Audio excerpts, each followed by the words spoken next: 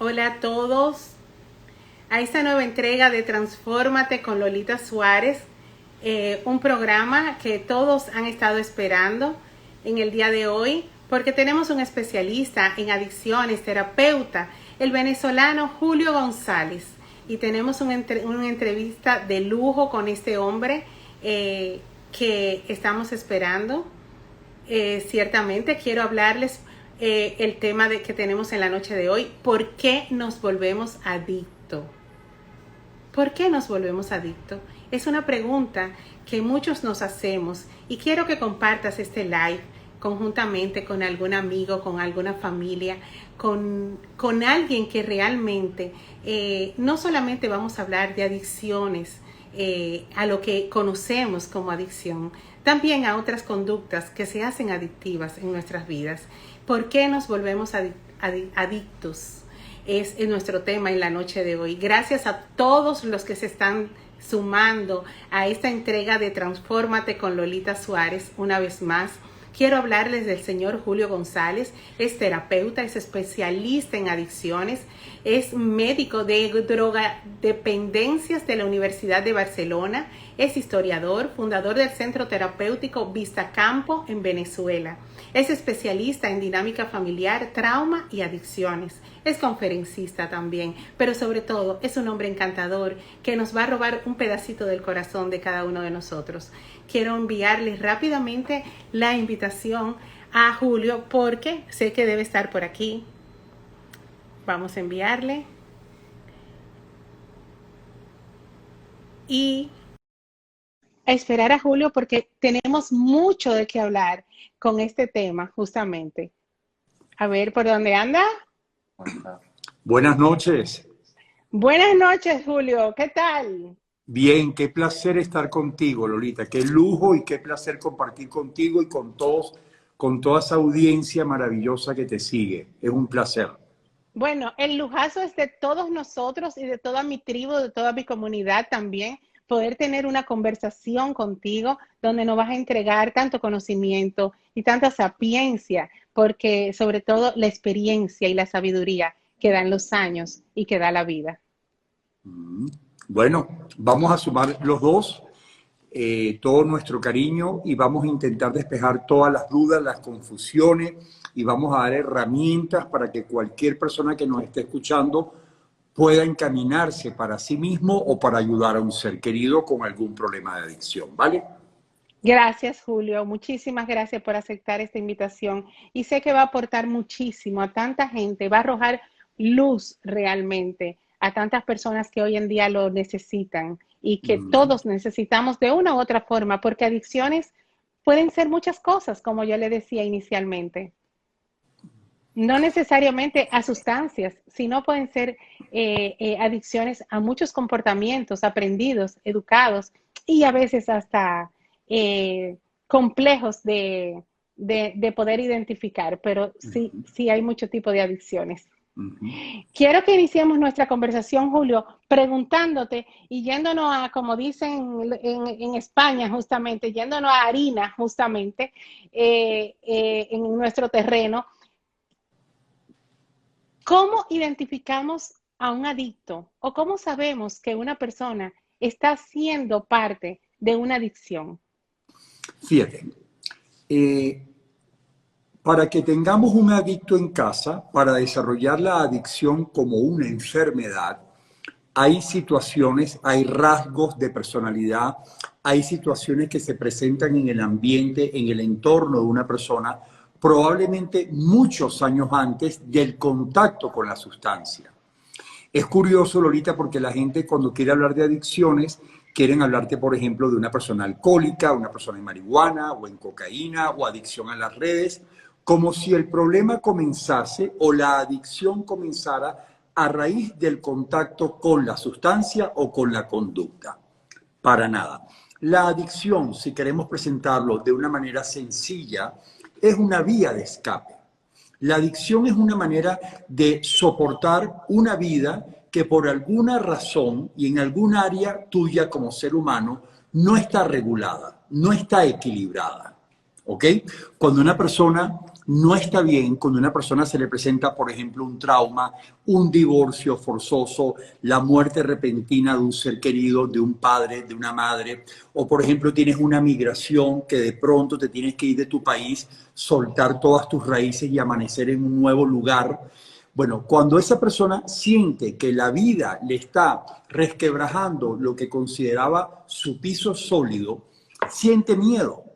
Siente miedo, tiene angustia, ansiedad, tiene la sensación de que va a fracasar, de que todo se va a derrumbar, y es humano, porque es una condición inherente al ser humano por millones de años, el intentar ponerte a salvo, sobrevivir. Una es atacando y la otra es huyendo.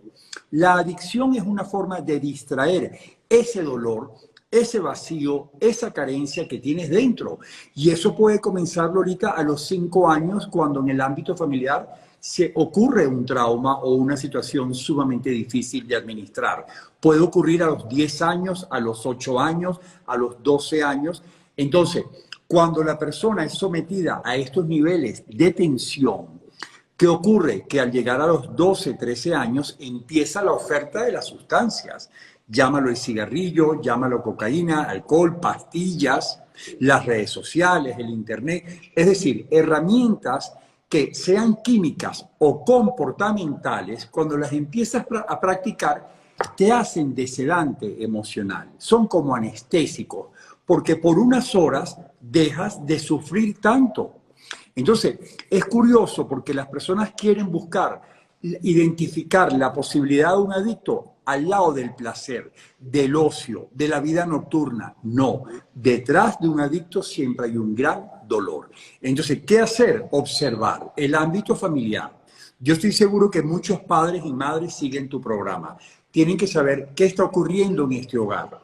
¿Qué estamos viviendo? Por ejemplo, en Venezuela, ¿no? ¿Qué está pasando con todo el tema de la migración? ¿Qué está pasando con estas familias que se están desmembrando? ¿Cómo nos afectó la pandemia, el confinamiento, el no poder compartir con tus familiares o no poder ir a tu lugar de trabajo? Todas estas vivencias, dependiendo de tu capacidad de sobrevivir, te puede afectar más o menos. Y ahí es cuando las drogas o las conductas adictivas van a tocar la puerta para intentar seducirte, como un sedante, como un tranquilizante. Wow, qué cierto. Julio, quiero que nos explique, ¿vemos personas con alguna predisposición genética? ¿Existen estas personas con predisposición genética a las adicciones? Lolita, excelente pregunta, porque para tener un adicto en casa hace falta una mesa con 3 patas, como suelo decir yo. 3 factores suelen combinarse. Primero, la predisposición genética. Los estudios arrojan, las evidencias científicas arrojan que entre un 40 y 60%, Lolita, puede venir por la predisposición genética. Por ejemplo, yo soy alcohólico rehabilitado hace muchísimos años. Y cuando yo hice el tratamiento y me dediqué a estudiar sobre las adicciones, pude identificar que yo venía de una familia donde el 70% por la vía materna sufría de alcoholismo. Y esto es muy importante saberlo, sobre todo las personas que tengan acceso a este programa, porque quita las culpas, quita las cargas, quita la vergüenza. Los estigmas que hay alrededor de la adicción es, caramba, este horror de dónde viene, este vicioso de dónde sale, esta persona sin personalidad y sin moral de dónde viene. No, señores. La predisposición genética hace que un joven de 12, 13, 14 años, cuando va a consumir, por ejemplo, alcohol, sin darse cuenta, tiene una tolerancia mayor, como me pasaba a mí. Yo salía con un grupo de amigos un fin de semana a una discoteca a los 18 años y yo no tenía a alguien que me dijera al lado, fíjate qué curioso, Lolita, nadie me decía, Julio, tu capacidad de tomar más que tus compañeros puede anunciar una enfermedad a largo plazo. Nadie, la gente se reía, la gente decía que yo era más divertido, que yo que yo era, gracioso, como lo quieras ver. Pero esa capacidad venía por mi predisposición genética. Es decir, cuando yo empecé a beber alcohol o a fumar, ya en mi genética, en mi organismo, había una tolerancia. Por eso es que de repente ves que hay personas que de la noche a la mañana desarrollan una adicción durísima al alcohol, a los analgésicos, a los calmantes, a la marihuana, sin explicación, porque en esas edades no hay quien te lo diga. O sea, es difícil entender que esa es la entrada hacia una enfermedad. Entonces, la genética es una de las patas de la mesa. La segunda es un ambiente disfuncional. Y hoy en día, Lolita, ¿en qué parte del planeta no es usual tener circunstancias sumamente traumáticas, difíciles, disfuncionales, de carencias, de pérdidas, de rechazos, de abandono, que por cierto son las tres emociones más difíciles de tolerar para un ser humano? Desde los primeros meses del nacimiento, rechazo, pérdida y abandono. El guiso son los factores que harán que cuando llegues a la adolescencia seas un eterno buscador de calmar, de buscar aprobación, de buscar reconocimiento, de buscar un puesto seguro en el mundo. Entonces, primero la genética, segundo un ambiente disfuncional y la tercera es la oferta. Si efectivamente a ti te crían en la selva como Tarzán y nunca tienes acceso al químico, tú no puedes desarrollar una adicción. Entonces, el acceso, el ambiente disfuncional, que incluye la poca comunicación, la dificultad para transmitir afecto, cariño, protección, seguridad, entendimiento, orgullo. Todos estos rasgos que se dan dentro del sistema familiar pueden promover el desarrollo de una adicción y, por supuesto, la predisposición genética. Esos son los tres factores principales. Sabes, Julio, que corroborando justamente con esa explicación que diste, citaste en tus redes sociales, donde dice la búsqueda de la aprobación es el preámbulo de las adicciones, justamente. Muchas veces entramos en un círculo porque los amigos o nos llaman stray, o nos llaman que no estamos en la onda, o nos llaman que probablemente no somos no somos del planeta, como dicen muchos jóvenes ahora mismo. No, pues tú no estás en la cosa, o no estás en la onda. Y realmente, ¿por qué es tan dañina y corrosiva esa necesidad de aprobación y no tener una personalidad, una autoestima robusta, como yo diría, y poder decir, no tenemos que introducirnos en el mundo de nadie, simplemente entender desde nuestra identidad propia y nuestra personalidad y decir, no vale, sigue tú, yo no, yo paso. Claro, pero es que esto no ocurre, mi querida Lolita, como quisiéramos los padres o los profesores o los coaches o los mentores, quisiéramos que ocurriera en la adolescencia, que pudiese ser un diálogo con tus hijos. No, imagínate tú lo que te voy a decir. Los estudios hoy en día, neurociencia, neuropsiquiatría, biología, etcétera, la neuroimagen, te revelan que en los primeros 1, 2, 3 años de vida, ya esa personalidad está marcada. ¿Qué significa esto? Nace un niño, Lolita, al mundo. Ese niño viene con toda su vida, todas sus necesidades básicas de sobrevivencia garantizadas porque es una prolongación de su madre. Dentro de la placenta, durante 9 meses, él no se preocupa por la temperatura, por los olores, por la comida, por el pulso, por los latidos del corazón. Esto la gente no lo reflexiona. Él nace y de repente sale a un mundo donde a partir de ese día él tiene que manifestar sus necesidades. Por eso el llanto el mismo día que nace. ¿Qué ocurre? Si de repente este niño, la alimentación, los horarios, los tonos de voz, las caras que las considera como sus caras de sus protectores, de las personas que le brindan amor, seguridad, ¿no? Que es lo que uno necesita en los primeros años de vida. Amor es sinónimo de seguridad, protección y sobrevivencia. Te lo dan tus padres, ¿no? Vamos a imaginar que aquí se desata un divorcio. Hay la muerte repentina del padre o la madre. Los padres tienen que salir a trabajar y ese niño pasa donde los abuelos o de aquí para allá. Empieza a crearse una inseguridad, un nivel de estrés, de angustia, porque él no se siente protegido, no se siente seguro. Entonces, ¿qué ocurre? En la medida en que llega a un colegio, se le reclaman las conductas, es rebelde, es retraído, es ensimismado.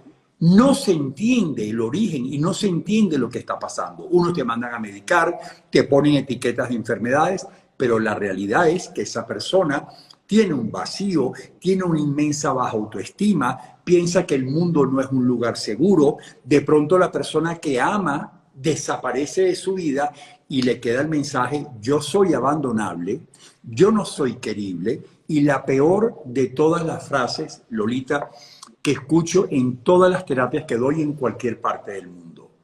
Se me acercan las personas después de la terapia: Julio, ¿tú crees que yo pueda? ¿Tú crees que yo seré capaz de recuperarme? Es decir, la búsqueda de aprobación es por la necesidad de que alguien te diga: tú eres visible, tú vales la pena, tú eres suficiente, tú tienes cualidades. Y tú dirás, los padres lo dicen. Los padres probablemente lo dicen a lo largo de la vida, pero si ya tú tienes esa visión de ti mismo, esa creencia de ti mismo, eso puede durar para el resto de tu vida. Te pongo un ejemplo, Lolita. Yo tengo terapias aquí en el Centro Vistacampo, o donde voy a dar terapias, y llega una persona de 60 años, una mujer o un hombre de 60 años, exitoso, profesional, casada con hijos. Los pensamientos de baja autoestima que tiene hacia ella: yo no valgo la pena, yo no soy atractiva, yo no soy interesante, mejor no digo nada porque se van a burlar, mejor no me expongo porque físicamente no soy apetecible, son los mismos pensamientos que tenía a los 12, 13 años de edad. Yo tengo mujeres hermosísimas, talentosísimas de 35, que le digo: la primera vez que tú pensaste, soy la menos atractiva, la de menos interés en el grupo, la que nadie voltea a ver en el salón, en el aula escolar, te dicen: Julio, desde los 4 o 5 años. Y esto, Lolita, lo vamos tapando a lo largo de la vida con diversas distracciones, con las marcas, con la ropa, con las dietas, el ejercicio, las redes sociales, tratando de llenar ese vacío que no es real, no es real, pero tu pensamiento te convence. Te dice: bueno, Lolita, ¿quién te crees que eres tú? ¿Cómo se te ocurre que tú vas a poder? ¿Cómo se te ocurre pensar que tú vas a tener éxito? ¿De dónde sacas tú que tú vas a poder emprender algo? Tú no vas a conseguir pareja, tú vas a fracasar. Esos mensajes que se suelen escuchar los primeros años de vida te marcan por el resto de tu vida. Entonces, la búsqueda de aprobación, en mi experiencia, es de las adicciones más terribles, porque nadie te puede aprobar si tú dentro de ti tienes el juez que te desaprueba.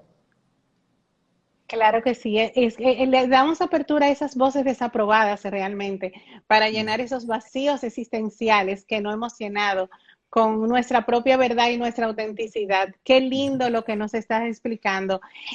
Dinos algo, Julio, ¿qué es el Centro Vistacampo y qué te lleva a ti a fundarlo? Porque realmente queremos conocer cómo puede servir esto al mundo. Estás en Venezuela, pero realmente no eres un hombre que te entregas y te das al mundo completo. Cuéntanos qué es Vistacampo.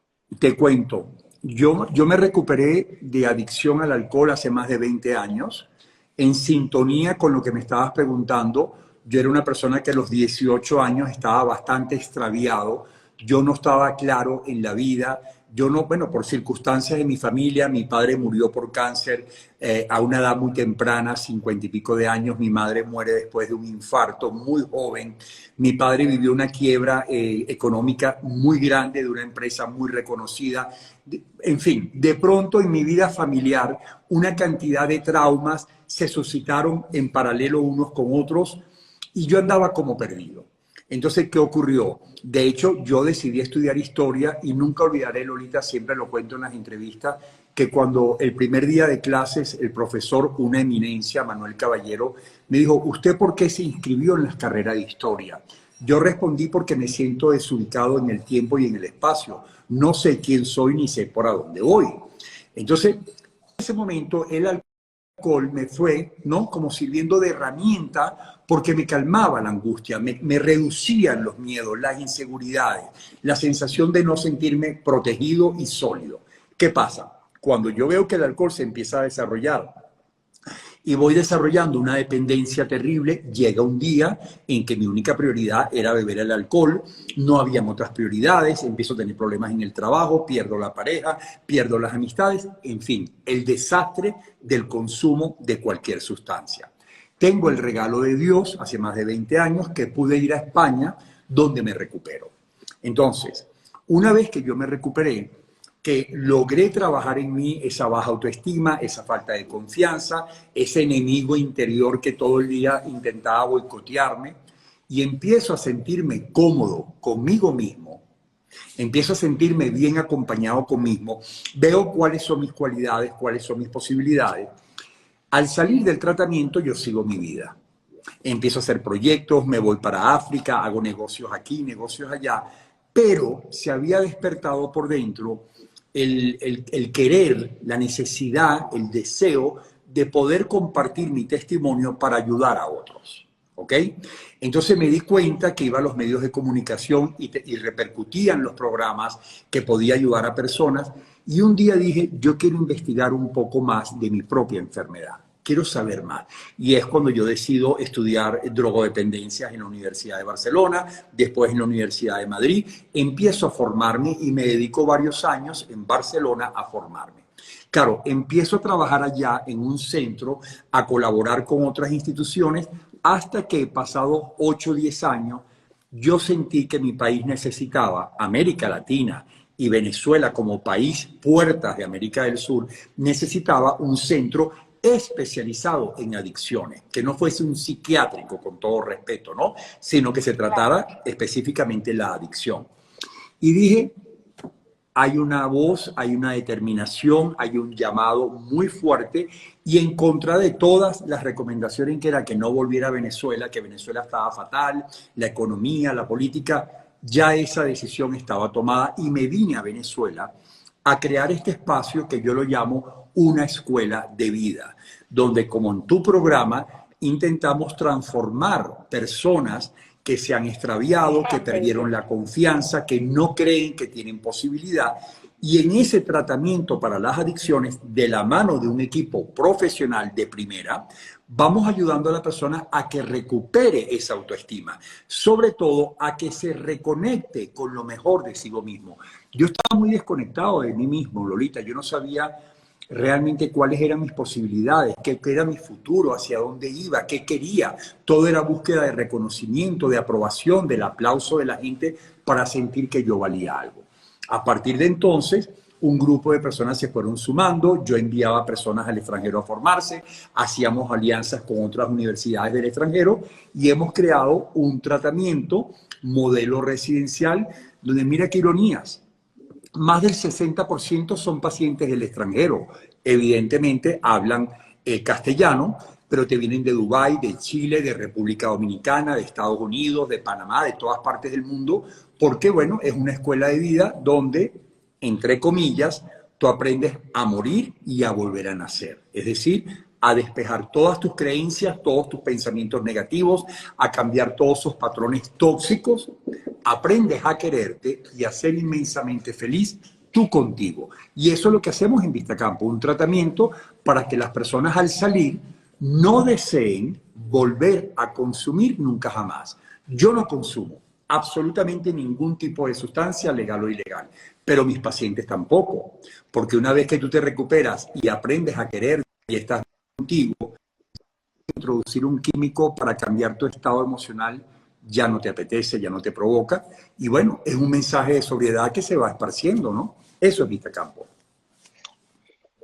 Bueno, excelente, Julio, y sobre todo que soy de las que digo y lo mantengo como una palabra que me ha acompañado durante muchos años en mi vida, que la conciencia misma es curativa. Hasta que no somos conscientes de lo que queremos, de lo que somos y de lo que somos capaces de hacer, realmente no existe cura mágica, no existe el médico, no existe el psiquiatra, no existe la varita mágica que nos vaya a curar si no somos conscientes nosotros de querer hacer ese cambio. Qué linda historia. Y te agradezco que nos hayas contado realmente que tuviste que trasladarte a España, justamente, imagínate, salir de Venezuela, irte a España, a Barcelona, a recuperarte, a a sanear esa adicción realmente, donde en España es mucho más libre el uso y el consumo de muchas sustancias, pues realmente no es más que la conciencia tuya estaba muy consciente de que realmente querías generar un cambio. Entonces, eso fue lo que pasó y sucedió en ti. Así lo percibo, así lo veo y así realmente Hay que tener creo un poco de cuidado ahí que existe la por los que nos están transformación. escuchando y te explico por qué. Porque es una enfermedad, o sea, llega un momento, claro, llega un momento que tu organismo aprende a funcionar con esa sustancia, desarrolla una neuroadaptación a ese químico y entonces la voluntad se la Ujú, lleva por delante. No olvidemos que cada 6 minutos se entierra un adicto en claro. los Estados Unidos y grandes artistas, deportistas, políticos, escritores, deportistas, artistas de todo tipo han fallecido porque hay una línea que es muy peligrosa, que es lo que llamamos el punto del no retorno. Los que nos están escuchando tienen que saber que aquí no se puede estar jugando ni prolongando la adicción porque no todos tienen la oportunidad de preservar esa conciencia, de encontrar esa luz que lo encamine a pedir ayuda. Muchas veces la sustancia, como si fuese una metástasis, Lolita, se ha regado tanto en tu cerebro, te ha desmotivado tanto, te ha aniquilado tanto tu motivación, tu entusiasmo, ¿no? Que entonces que el adicto pida ayuda y llegue al tratamiento, desgraciadamente, y te lo digo yo con experiencia, sencillo. Conozco muchas personas que me llamaron, muchas personas de todas partes, y en el interín, esperando la fecha de ingreso, una noche de sobredosis o de un accidente de carro, o etcétera, etcétera, les quitó su vida. Entonces, toda persona que esté en este momento coqueteando, que esté en esa fase de enamoramiento, de luna de miel, con cualquier tipo de sustancia, que haga el esfuerzo de frenarse a tiempo. Llega un día que el adicto pierde la voluntad y aquí, claro, la enajenación, el estado de, estás como dopado, estás intoxicado, no tienes capacidad de decir necesito ayuda y quiero preservarme. Entonces, mucho cuidado porque es, bueno, como todo en la vida, cuando hay excesos de lado y lado, tienes el riesgo de un accidente y de la misma muerte, ¿no? Bueno, impresionante lo que estás diciendo. Mm. Realmente tenemos 1.654 personas conectadas y todos los comentarios y muchas preguntas entre ellas. Entre una de las preguntas que he visto muy importante realmente de Fersua, nos pregunta por qué existen médicos que son adictos a las drogas. ¿Por qué existen médicos que tienen cáncer? ¿Por qué existen médicos que tienen diabetes? Porque la adicción es una enfermedad, porque la profesión no te exime de una enfermedad. Hay presidentes de Estados Unidos como George Bush, presidente en 2 periodos y él es alcohólico rehabilitado. Tienes deportistas que llegaron a ser los número unos como Maradona y la droga se los llevó. Tienes artistas como Whitney Houston, Amy Winehouse, Michael Jackson, que más alto no podían llegar. Es que las enfermedades no tienen que ver con la voluntad. Es curiosa esa pregunta, porque pareciera que el médico tiene la obligación de evitar una adicción. Hay que conocer la historia del médico, hay que conocer su infancia, hay que conocer su adolescencia, a partir de cuándo comenzó a consumir. ¿Tú sabes cuántas personas, Lolita, y es para responderle a la persona que está preguntando, desarrollan adicción antes de graduarse y cuando empiezan una carrera ya están sumidos en la droga? Muchos tienen que dejar de trabajar, muchos tienen que abandonar, pero hay un periodo que es interesante que se llama el silencio clínico. El silencio clínico, que también ocurre en otras enfermedades crónicas, significa que esa ambigüedad del éxito puede ir de la mano del desarrollo de una enfermedad, como la adicción. Yo, por ejemplo, tuve mi momento dorado. Yo fui un ejecutivo en una época. Yo socialmente era aceptado, era reconocido. Yo tenía proyectos exitosos y sin embargo, por debajo, el alcohol iba haciendo su trabajo, como la obesidad. La obesidad no son 50 kilos de la noche a la mañana, ni está limitada a un ejecutivo o a un médico o a un artista.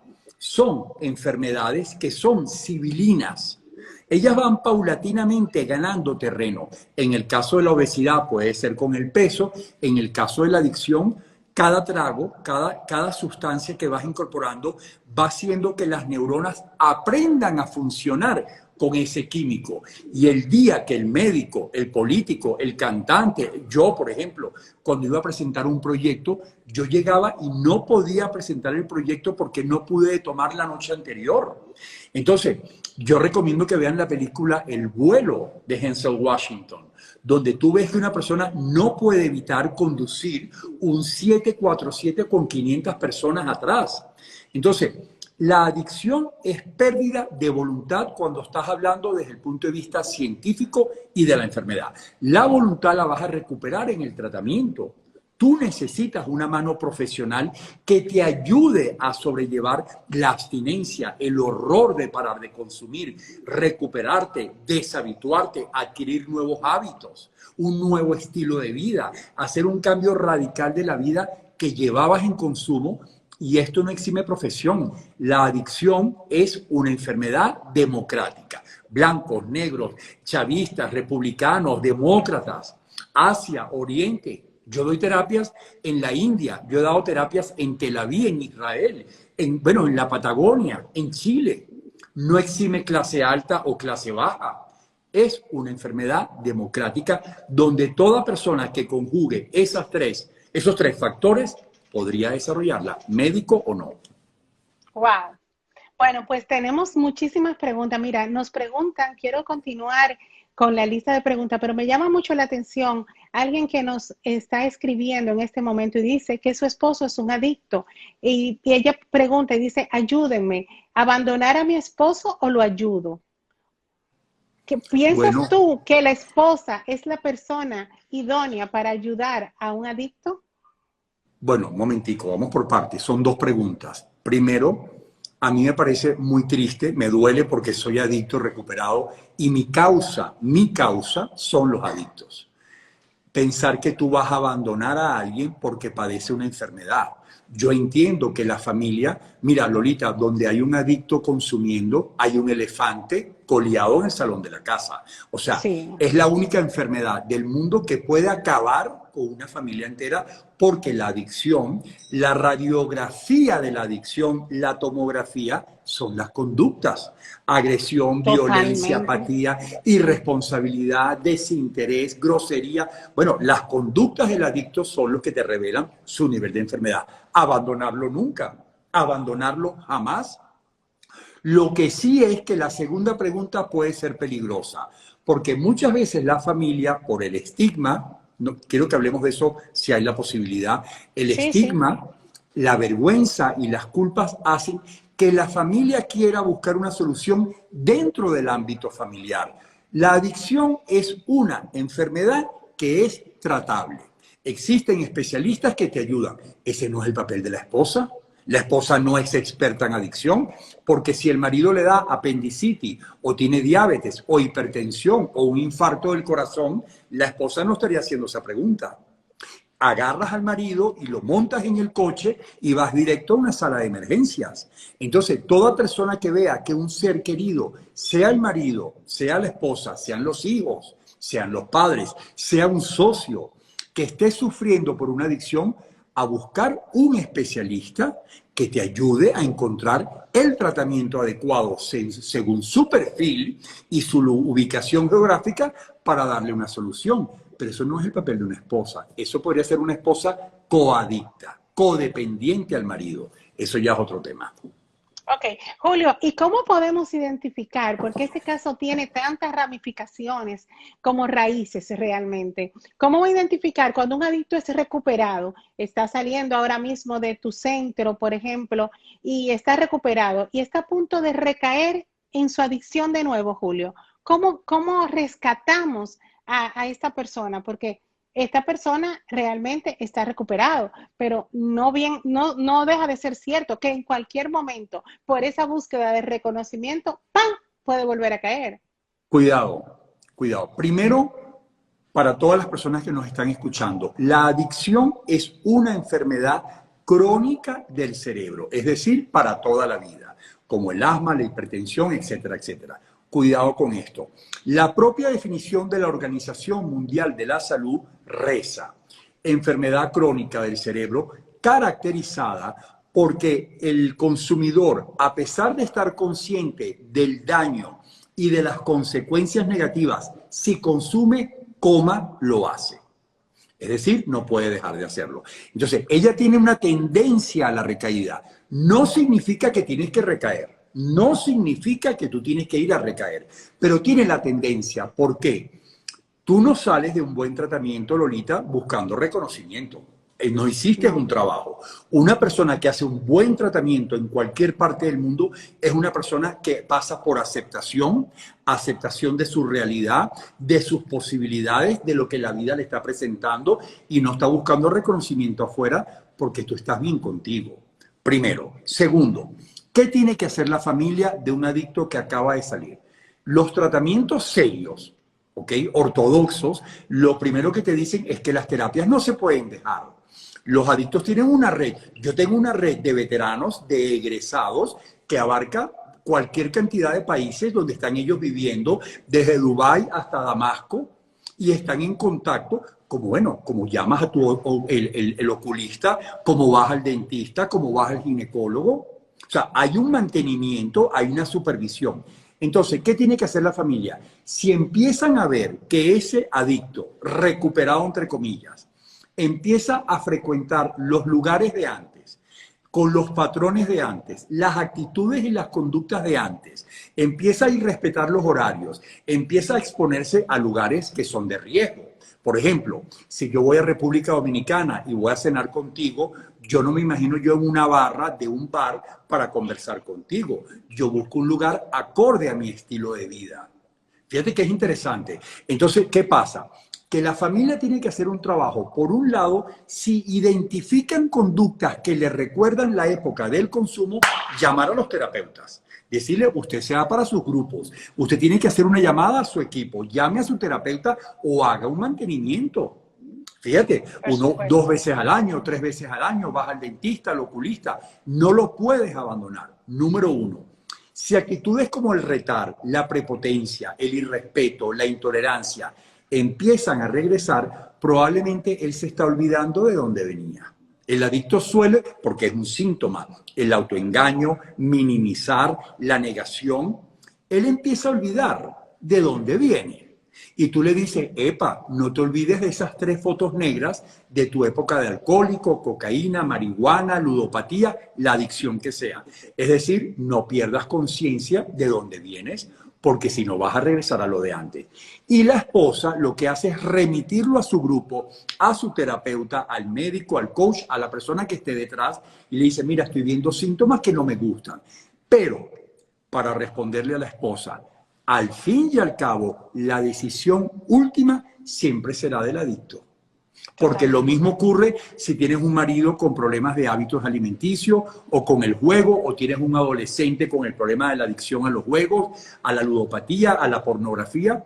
Al final, ellos tienen que tomar la decisión de cuidar su matrimonio, de cuidar sus vidas y de preservarse. Una mujer en el planeta Tierra, quiero que quede muy claro en tu programa, sea esposa, mamá o un hombre, no saca al ser querido de las adicciones. No existe eso. Existe que lo lleves a un especialista.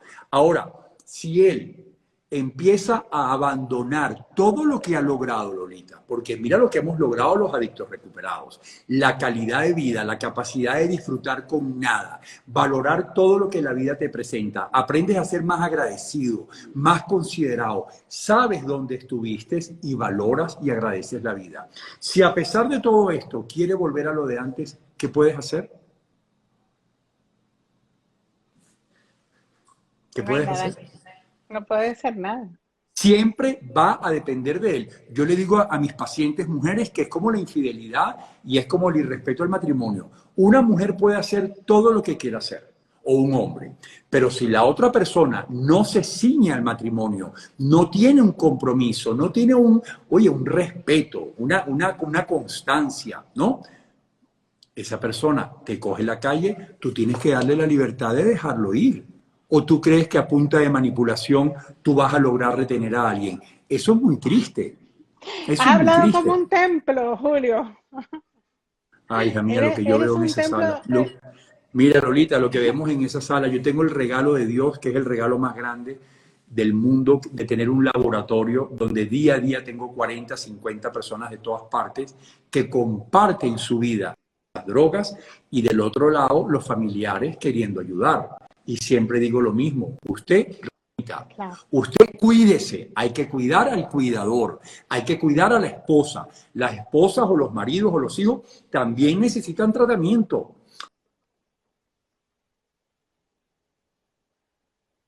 Se corta, se está cortando, te perdí. No, no escucho. No te Un estoy escuchando, alcohólico, Julio. yo no te lo No sé si puedo me escuchas a describir. mí. El sufrimiento de los padres con un muchacho enganchado, eso es un horror. También necesitan ayuda. Claro que sí. ¿Cómo podemos identificar, Julio, los adictos que puedan soltar sus heridas del pasado realmente y puedan entender que lo hayan hecho mal o lo hayan hecho realmente de una manera negativa en su estado de juventud, de adulto o en cualquiera de las áreas de su vida realmente? Pero cómo soltar esa forma de victimizarse, donde ellos Bueno, se victimizan, se latigan, porque se dan unos latigazos más fuertes que los de Jesucristo, ¿eh? ¿sabes Y por qué, con, y, Lolita? Mira, el lugar para tú hacer tus catarsis, para hacer una revisión de tu historia, para comprender que tú no eres víctima, que la circunstancia te llevó a esas vías, a esas herramientas de evasión, es el contexto del tratamiento.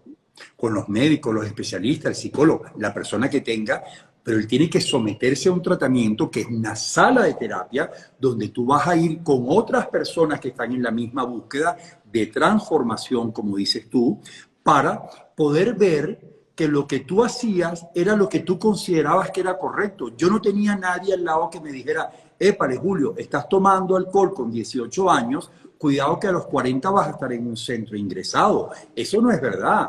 O sea, lamentablemente cuando empiezan las alarmas, tú te sientes víctima porque te sientes culpable de los horrores que has hecho en tu casa. Los adictos, ¿qué hacemos, Lolita? Mentimos, manipulamos, hacemos chantaje emocional, le robamos a la familia, le incumplimos, prometemos cosas que no cumplimos, abandonamos los estudios, perdemos el empleo, nos vamos a la calle. ¿Cómo no te vas a sentir víctima? Víctima en el sentido de que tú dices, ¿por qué yo no puedo funcionar como los demás? Cuando una mujer que está enganchada, por ejemplo, a las pastillas, te ve a ti, Lolita, bella, joven, profesional, con una vida plena, se siente fatal porque dice, ¿por qué ella sí, yo no? Entonces, es un profesional el que te va a hacer ver que todo esto tiene posibilidad de cambio. Solo no puedes. Y en el ámbito del hogar, a ver si las familias no tienen ya bastante para chapalante. O sea, todo el mundo tiene sus problemas en la vida. Entonces, yo sugiero que hacer catarsis, trabajar, traer todos tus traumas y abrirlos, sea de la mano de profesionales que abran esas puertas del dolor y sepan cómo cerrarlas. Esto es un por tema muy supuesto, serio. Hay que es ser muy, especialista, ¿no? y de mucha responsabilidad realmente, Uf, sí. saberse poner en manos de quien realmente pueda abrir esa herida y poderla curar justamente, poderla cerrar Es muy con serio. una experiencia. Pero quiero preguntarte, Julio, algo que no sé si resuena mucho en Venezuela, pero aquí en República Dominicana, y sé que tú conoces muy bien nuestro país, resuena mucho. ¿De qué opinión te amerita la supuesta marihuana medicinal? Lolita, eso es un La programa para que tú... marihuana es medicinal. Mi querida Dime, Lolita, eso podría abrir un nuevo programa, pero bueno, vamos a intentar resumirlo. Hay una confusión terrible a través de los medios de comunicación con este tema. La marihuana, que es una planta que tú vas a uh-huh, sembrar, cuando tú la procesas bajo la responsabilidad de un equipo profesional, puedes uh-huh, sustraer ciertas sustancias psicoactivas que procesadas y supervisadas pueden ayudar a paliar cierto tipo de dolor que no lo logra ni la morfina ni la heroína. Por ejemplo, cierto nivel de cáncer o en el SIDA o en el Parkinson, etcétera. Pero esto es procesado. Esto no significa que los jóvenes van a coger tabacos de marihuana y van a andar todo el día con esto. Yo quiero dejar, esto es un tema muy serio. La marihuana tratada de esa manera tiene un sentido terapéutico para paliar un dolor. Estamos claros. Pero lo que llegó a la calle y ha sido la desgracia de la información, cómo llegó equivocadamente a nuestros jóvenes, es que al ser terapéutica no es tan dañina. Lo aclaro. La marihuana es la única droga que aniquila la memoria de nuestros jóvenes. Es la droga que te lleva a un brote psicótico. Donde tú ves a un muchacho enganchado a la marihuana, hay deserción escolar. Es un depresor del sistema nervioso. Allá donde la han legalizado, vamos a dejar esto muy claro. Yo no sé si políticamente hay intereses o no, eso ya es otro tema. No, pero habla con toda libertad, habla con toda libertad. Bueno, allá donde ha sido legalizado, hay problemas con el HIV de nuevo, accidentes de carro. ¿Tú crees que un muchacho de 18 años que está consumiendo marihuana y de repente lo mezcla con alcohol se va a proteger a la hora de un sexo promiscuo? ¿Tú sabes lo que está ocurriendo? Claro, cuando un chamo, aquí se dice chamo, no sé cómo dicen en República, cuando un joven, un chaval, empieza a consumir, porque la modalidad entre los jóvenes es el policonsumo, desgraciadamente, porque en mi época tú eras alcohólico, marihuanero, la mujer era pastillera, pero es que hoy en día es el policonsumo. Coges marihuana en las tardes o en la mañana, metes el alcohol en las tardes, la cocaína en la noche, una pastilla por aquí, otra pastilla por allá. Es una locura lo que está ocurriendo. La marihuana es una droga adictiva, es una droga que aniquila la vida de los seres humanos y es una droga puente. Lolita, para los que nos están escuchando, nadie prende un tabaco de marihuana en un restaurante a las 10 de la noche. Nadie te prende un tabaco de marihuana en la discoteca de la mañana. Entonces, en una fiesta familiar, estás comiendo marihuana a lo largo del día. No te puedes levantar, sufres de anedonia, desidia, abandono. Yo hago consultas online, Lolita, de todas partes del mundo. Esos muchachos dan pena, encerrados en las habitaciones con la pornografía, con los juegos online y venga el tabaco de marihuana. Llega la tarde, empiezas a mezclar con el alcohol. Llegan las 10 de la noche, no vales medio. Usted no vale medio. Ellos te dicen, métele cocaína para que puedas aguantar. Estamos destruyendo los cerebros de esta generación de jóvenes. La etapa, ojalá que las madres que nos estén escuchando tengan acceso a esta información. Fíjate. No. El cerebro. Quiero hacer un paréntesis, Julio, en este momento, porque hay muchas personas conectadas, tenemos 2.700 personas, muchas mujeres y muchos hombres haciendo muchísimas preguntas, de la cual les pido que este programa con Julio va a estar colgado tanto en mi Instagram como en mi canal de YouTube y en mi página web también. O sea que van a poder tener la oportunidad de reenviárselo a quien les haga falta. Y les agradezco abiertamente a todos los que están conectándose porque realmente el programa está impresionantemente interactivo con todas las personas que tenemos, Julio. Perdona la interrupción, continuamos con ello. Okay. Entonces, ¿qué ocurre? El cerebro humano, Lolita, se desarrolla hasta los 20, 22 años en un 70%. Está frágil. A los 18 años en bachillerato, el cerebro todavía no está consolidado, no ha madurado. ¿Qué pasa? Empiezas a meter el alcohol, la cervecita, 14 años, 15 años, cigarrillo, a los 16 arranca la marihuana, 17 ya estás metido con la cocaína, vengan las pastillas que no las voy a nombrar y empieza todo este desastre en el cerebro. Cuando llegas a los 22, 25 años, formado con las consecuencias de ese químico que tú has introducido o de esos químicos múltiples. Entonces empiezan a decirte que si la persona sufre de anedonia, déficit de atención, que tiene depresión, que la persona es bipolar. Empieza la locura porque ese cerebro ya no puede funcionar con normalidad. Cada tabaco de marihuana, cada trago de alcohol, aunque lo llames champaña, aunque lo llames esas marcas maravillosas con las etiquetas doradas de La Rioja, de aquí y de allá, todo esto es basura. La realidad es que en ese líquido hay un químico que a tu cerebro le interesa. Llámalo etanol, por ejemplo, o THC en el caso de la marihuana. Son químicos que tu cerebro va a identificar. Por más que la etiqueta sea bellísima o las cajetillas de cigarrillo tengan, imagínate tú, yo a los 18 años, Lolita, fumaba Marlboro, porque yo me quería parecer al tipo del sombrero del caballo. Mis amigas Al vaquero. fumaban una marca que creo que ya no existe, que se llamaba Belmont, creo que no existe, porque los cuerpos de las mujeres eran espectaculares. O sea, tú estás comprando una ilusión, es una ilusión. La botella de champaña, como llegas a un lugar con la botella, la de whisky, de 20 años, 30 años, la botella de vino de los años 40, de una cosecha especial, todo esto es una ilusión. La realidad es que si quitas el sustancia psicoactiva, la persona no tiene interés en consumirlo. Como si quitas el azúcar. Entonces, ¿a dónde quiero llegar? Señores, la marihuana es una droga y otra cosa. La capacidad adictiva con la que se está produciendo la marihuana es 30% mayor que en los años 60. O sea, evidentemente esto no se va a crear para que tú te fumes un tabaco y pierdas interés. Todas las drogas ilegales están procesadas para que apenas la toques, desees volver a hacerlo. Sino, ¿cuál es el negocio? ¿Tú sabes cuánto tiempo tarda? No voy a decir las marcas, evidentemente. Algunos fármacos, por ejemplo, benzodiazepinas, para que tu cerebro dependa de esa sustancia. 30 días usándola. Te la mandan para una crisis, para que puedas dormir, y ya ese químico, esa pastilla está diseñada para que a los 30 días tú sufras insomnio si no te la tomas. Entonces, la pregunta para toda la gente que sigue estos programas es: ¿por qué estamos llevando una sociedad y un estilo de vida donde para hacer el amor, para tener un live, para tener una conversación en una cena, para ir a una playa, necesitamos estar dopados? Esa es la pregunta. ¿Por qué para ver un atardecer, para leerte un libro, para poner un concierto de música clásica, para ir a un concierto, para conocer una ciudad o un museo, tú necesitas meterte un químico? Y volvemos al inicio de este programa. Porque tienes un vacío tan grande dentro de ti que no sabes qué coger fuera de ti para llenarte. Y ahí está el inicio de la adicción.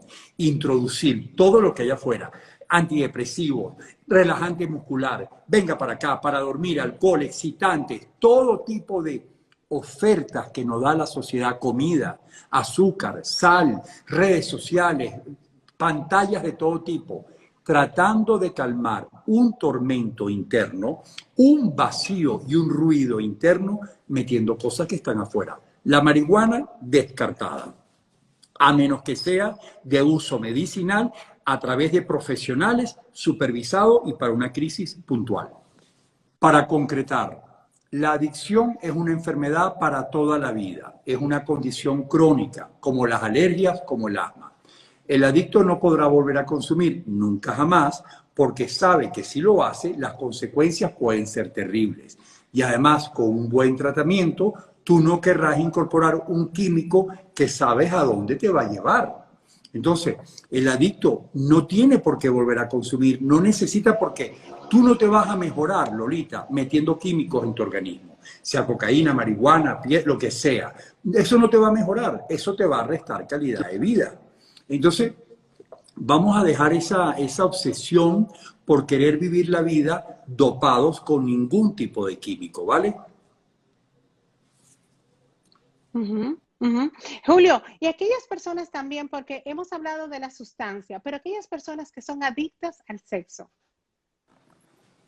Bueno, la adicción al sexo es adicción a un drenaje de dopamina. Pasa que uno fantasea con la imagen, con la ilusión del sexo, pero realmente el cerebro está buscando el jackpot de la dopamina, que es exactamente en el sexo el que te da en la ludopatía, cuando una persona está jugando en la ruleta y gana, o con un atracón de comida de azúcar o carbohidrato, ¿no?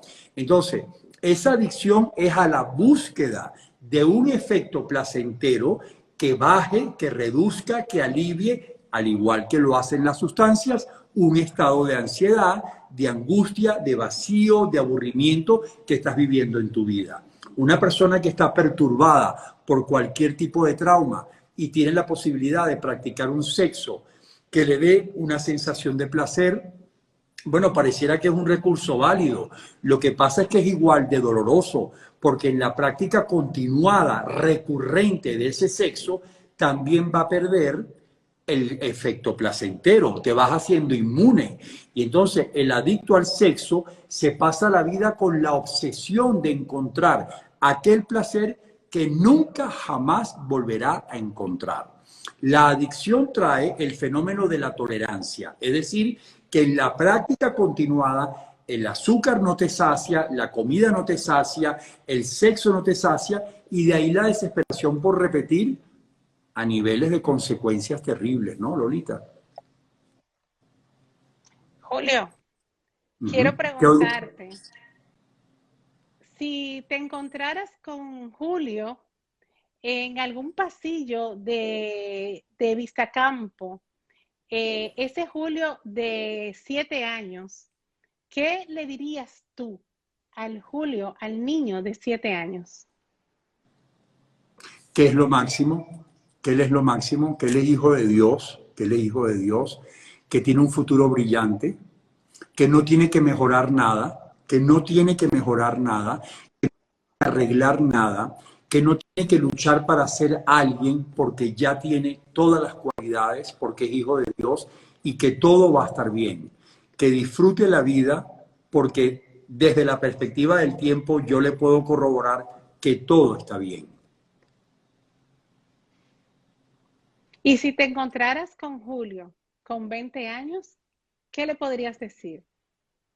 Lo que pasa es que yo en esa época, chica, yo no estaba como estoy ahora, yo estaba estupendo. Que aprovechara esa edad, que uno está físicamente, ¿qué quieres que te diga? Tú sabes la cantidad de oportunidades de placer, de amor, de enamoramiento que yo perdí con aquellas inseguridades tan terribles. Yo le diría, disfruta este momento de tu vida, es el momento de explorar el mundo, de revelarte, de probarlo, de adolecer, de conocer, aunque yo creo que yo lo hice bastante bien en esa época. Y le diría lo mismo que al de 7, atento a la vida, que la vida todos los días, si amaneces respirando, tiene algo que te está presentando. La vida es un regalo, Lolita. Para mí la vida es un regalo y todos los días es como un parque donde lanzan globos y yo quiero agarrar todos los globos que pueda agarrar. Y cuando la vida se te torna negra, que a todos en algún momento se nos va a tornar negra, siempre decirle a ese Julio de 20, al de 7, al de 40 y al de ahorita, tranquilo que esa nube negra va a pasar, tú eres un cielo azul y tú vas a seguir brillando, ¿vale? Hermoso, hermoso. Julio, para culminar y cerrar esta entrevista, que de hecho te voy a comprometer públicamente con estas 2.700 personas que tenemos conectadas, de que tenemos que hacer un próximo live, un próximo programa con otro tema, pero realmente para que nos sigas entregando y nos sigas dando tanto de ti, porque realmente tu propósito de vida no es más que esa enseñanza y esa experiencia expuesta al servicio del amor. Quiero que para finalizar, Julio, nos diga desde tu experiencia de vida, ¿cuáles recomendaciones podemos darle a esos adictos para mantenerse ebrio a través del tiempo? Mira, para los que están sobrios, para los que están sufriendo, para los que creen que no tienen remedio, para toda persona en cualquier fase de la adicción es una enfermedad tratable. Que se acerquen a un especialista que los ayude a recuperar la sobriedad, que no hace falta un químico para poder disfrutar la vida, pero que tienen solución. El mensaje más importante en este programa es que toda persona que haya desarrollado una adicción tiene la posibilidad de recuperarse. Y el que está recuperado, que nunca olvide de dónde viene. Aquellas fotos negras de cuando pisó fondo, yo nunca las olvidaré, Lolita, porque cada vez que tengo un día un poco raro, yo recuerdo dónde estaba y vuelvo a agradecer. Desde el agradecimiento, desde el amor, desde la humildad, desde la aceptación, la vida vale la pena y las adicciones no son necesarias. Julio, ¿qué te digo? Me has dejado en una pieza sin palabras y en el medio de la calle. Realmente es mucho, el tiempo no, se nos hace corto para transmitir este programa realmente y pedirte en nombre de todas estas personas que se han dado cita esta noche, que pronto hagamos de nuevo una nueva entrega, porque es enriquecedor y es sumamente interesante poder enseñarle la conciencia de su verdad a cada una de las personas que puedan sentirse identificados con algunos de estos tópicos que hemos tocado. Gracias de corazón. Gracias, gracias por la invitación. Me comprometo contigo por esta relación que tenemos. Quiero ponerle tarea a todos los que nos están siguiendo, les quiero poner una tarea. Este libro lo editó una madre que comparte cómo fue la travesía de la adicción de su hijo desde que comenzó, todos los errores, todas las confusiones, hasta que se recuperó. Si me permites, lo muestro, sí, porque sé que todas esas madres, y así pueden ir trabajando en estos temas hasta nuestro... No sé si lo puedes ver bien. Sí, sí. Alguien me mandó este libro, justamente, este libro. Yo soy madre de un adicto, justamente. Me lo envió. Bueno, ahí tienen una tarea para ir haciendo un trabajo cuando tú quieras, el tema de familia, el tema de vocación, hay tantos temas apasionantes que podemos compartir para ayudar a quien lo necesite, que la invitación la acepto, es un honor, es un placer y siempre voy a estar aquí para ustedes, ¿vale? Demasiado lindo, de verdad, demasiado lindo de tu parte y te agradezco infinitamente. Quiero también que nos diga cómo conectamos e invitarlo a todos a que sigan a través de Instagram el centro, realmente quiero que le des las redes sociales y si hay algún número de teléfono donde puedan conectar, cómo llegar a ti. Mira, es lo la que mejor quiero. forma de contactarnos, la mejor manera de contactarnos es en Instagram por @centrovistacampo. Repito, @centrovistacampo. Y la página web, que es muy sencilla y tiene teléfonos y todo, correo y todo, es vistacampo.com. Facilísimo. Facilísimo. Me escriben, yo les demasiado fácil. Cualquier duda, cualquier consulta, se las vamos a responder. Bueno, pues ya saben todos a seguir la página de Instagram y seguirlo a través de la página web. Ahí van a estar conectados directamente con Julio, que es un maestro, un médico, una persona que habla desde su experiencia y sobre todo desde la sabiduría de haber pasado por esas heridas que realmente muchos de los que están o de que tenemos algún familiar podemos ser de ayuda, encaminándolos donde especialistas de esta altura y de esta alma grande como es Julio. Realmente no tengo palabras para agradecerte, solo mandarte un beso, decirte hasta pronto. Y recuerda lo que te dije, recuerda lo que te dije, no hay República Dominicana sin Lolita Suárez, ¿eh? Exacto, donde tú quieras, vamos a continuar viéndonos y ayudando a todo el que lo necesite. Un placer estar contigo, un honor estar contigo. Un besazo enorme para ti y muy buenas noches. noches. Gracias a todos. Descansa